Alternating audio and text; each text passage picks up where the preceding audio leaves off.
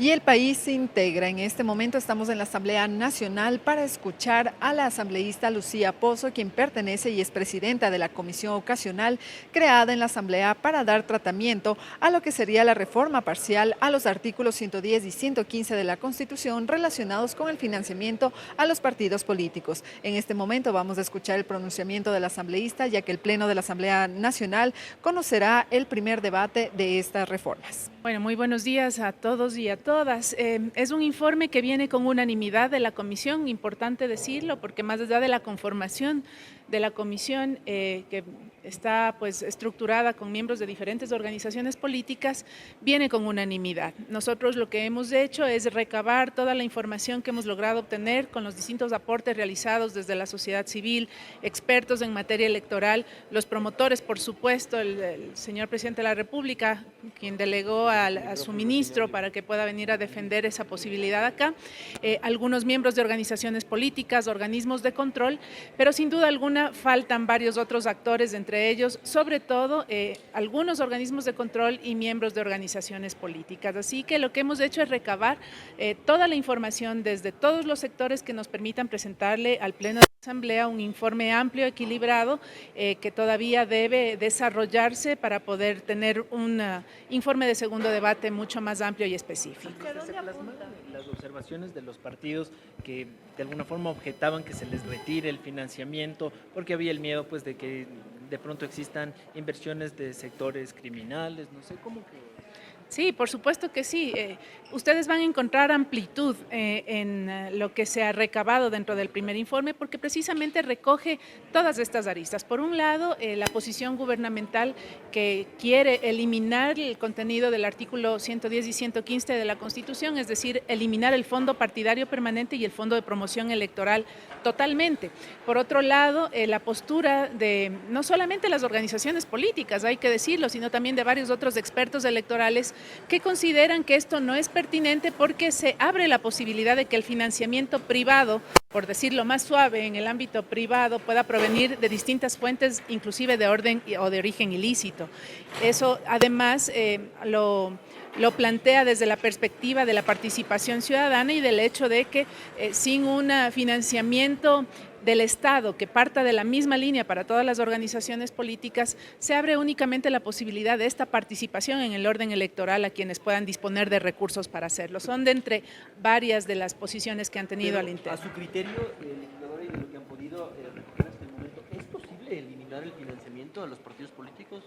Es posible porque se puede alterar o se puede reformar la Constitución como se está planteando a través del trabajo que realiza la Comisión. Es posible, también es viable que se quede. Todo dependerá de una mayoría y de acuerdo a las posiciones y los criterios que versen al respecto. Hay un criterio de tercera vía que también hay que considerar, del cual particularmente también soy en algo partícipe, y es el hecho de que hay que considerar cuál es la participación de los órganos de control en la disyuntiva de que si le damos los recursos o no a las organizaciones políticas. ¿Está mal entregar recursos o está mal que no haya control sobre esos recursos? Esa es otra de las aristas que hay y hemos encontrado y detectado temas muy interesantes. Primero, por ejemplo, como datos, ¿no? Se han entregado desde el año 2008 hasta la fecha 200 millones de dólares entre los dos fondos a las organizaciones políticas. Es decir, en el transcurso de no sé, 14, 15 años, eso es lo que se ha invertido en organizaciones políticas. Eso significa aproximadamente el 0.07 del presupuesto general del Estado.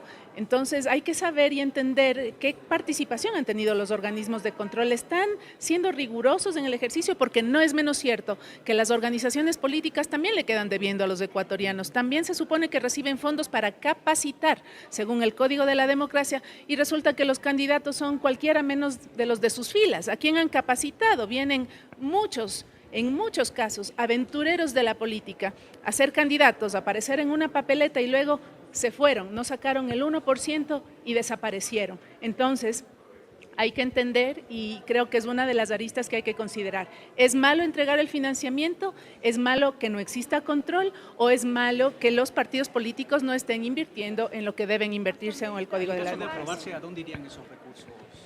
Perdón, en caso de aprobarse. De aprobarse, recursos que iban a los partidos políticos. Bueno, eso dependerá del gobierno nacional. Ellos han manifestado que el interés es de incorporar ese financiamiento a rubros como educación, salud. Bueno, las necesidades del país son vastas, ¿no? Lo que se está considerando aquí es que la gente también pueda entender cuál ha sido durante el desarrollo de todo este tiempo, cuándo se ha invertido. Y es importante decirlo, 160 millones de dólares hasta la fecha en fondo de promoción electoral. 40 millones de dólares desde el 2008 hasta la fecha en fondo de partidario permanente.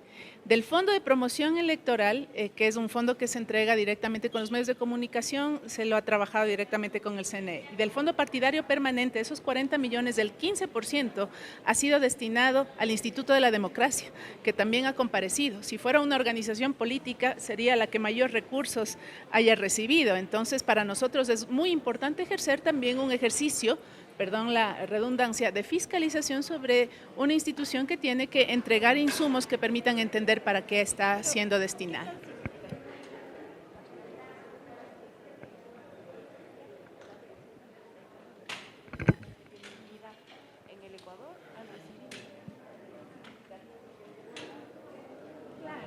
Su pregunta es válida porque yo le estoy indicando los datos. Dentro del presupuesto general del Estado realmente es irrisorio. No, hablar de 200 millones es mucho dinero, pero dentro de lo que significa el presupuesto general del Estado nos llega al 1%, es del 0.06, 0.07%.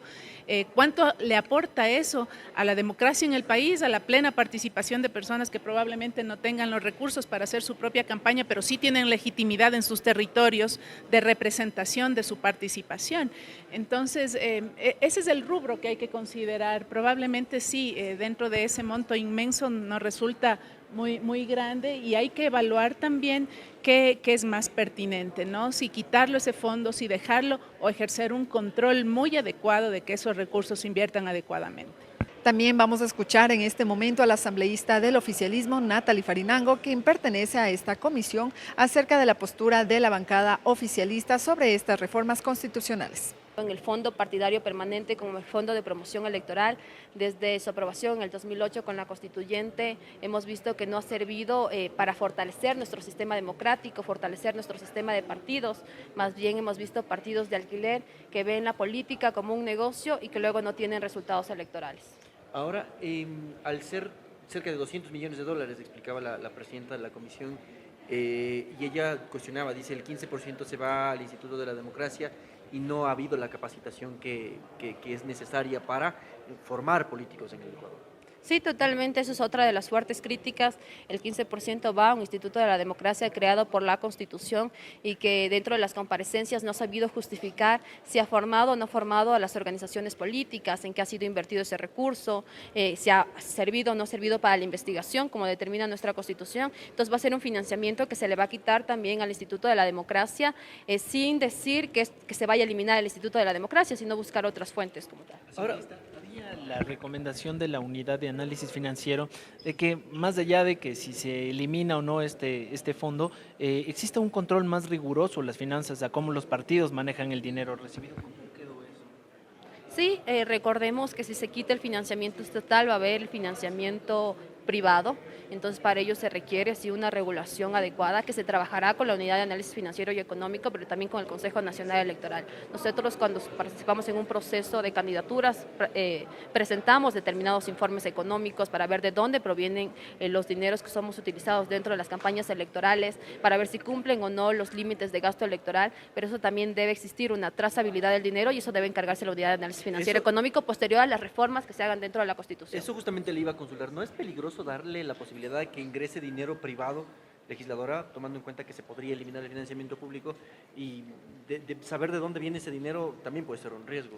No, más bien ahora mismo ingresa dinero privado también a las organizaciones políticas. Recordemos que ahora manejamos un tema de financiamiento mixto, tanto financiamiento estatal como financiamiento privado, de lo que nos decía la UAFE y también el Consejo Nacional Electoral, que era mucho más fácil analizar si solo viene de un ingreso, que es el ingreso privado, porque ahí habría una mayor trazabilidad del dinero y se podría generar los respaldos respectivos de quienes financian las organizaciones políticas. Inclusive se ayudaría al tema de transparencia en el tema de tanto partidos como movimientos políticos.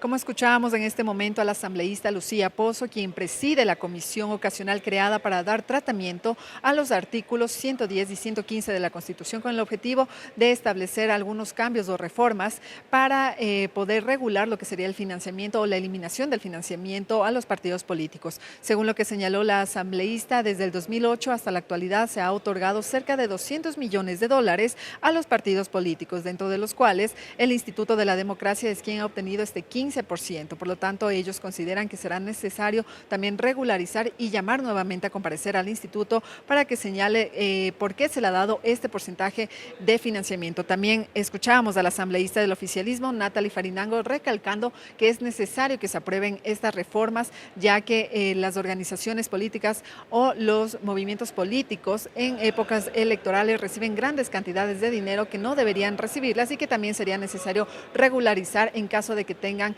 lo que sería un financiamiento privado para que no sea otorgado de forma ilícita. Con esta información estaremos pendientes para traerles más novedades. Corape informa.